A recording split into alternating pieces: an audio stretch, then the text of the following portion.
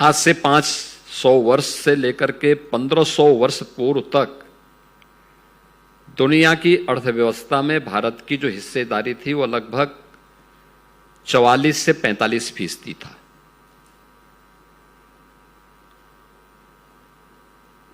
ये लगातार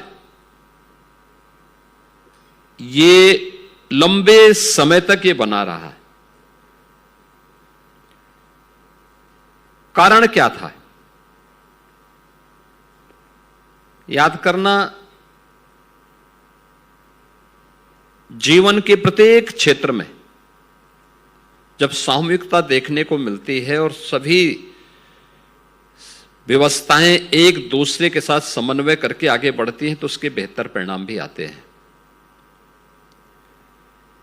भारत के अंदर दुनिया के सबसे अच्छी लैंड और जल संसाधन थे।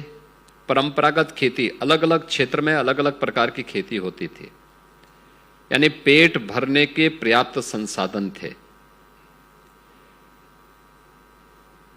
हाँ, ये सही था कि भारत की एक बड़ी आबादी खेती किसानी पर प्राचीन काल से ही निर्भर थी, लेकिन आर्थिक उन्नति होती तब है जब उसके साथ साथ आपके पास मैन्युफैक्चरिंग पावर भी हो, उसकी ताकत भी हो,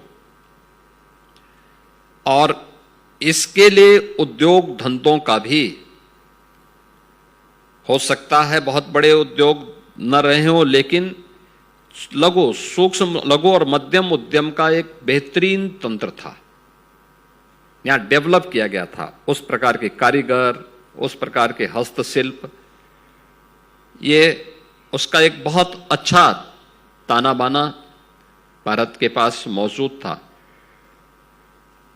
भारत से बनी भी इन वस्तुओं को व्यापार करने के लिए भारत का व्यापारी उसको न केवल भारत के अंदर, बृहत्तर भारत में एक स्थान से दूसरे स्थान तक लेके जाता था, बल्कि दुनिया के बाजार तक भी पहुंचाने का काम करता था। जब भारत के पास ये ताकत थी कि वहां पर अच्छी खेती बाड़ी, खेती किसानी हो, मैन्युफैक्चरिंग की ताकत हो और वहां के स्थानीय स्तर पर टूरिज्म की भी व्यापक संभावनाएं हों, तो उसको दुनिया की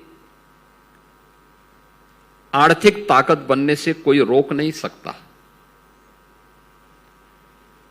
याद करिए, दुनिया के अंदर जो आज आर्थिक समृद्धि आपको दिखाई दे रही है, इसका जो इतिहास है वो 400-500 वर्षों का है।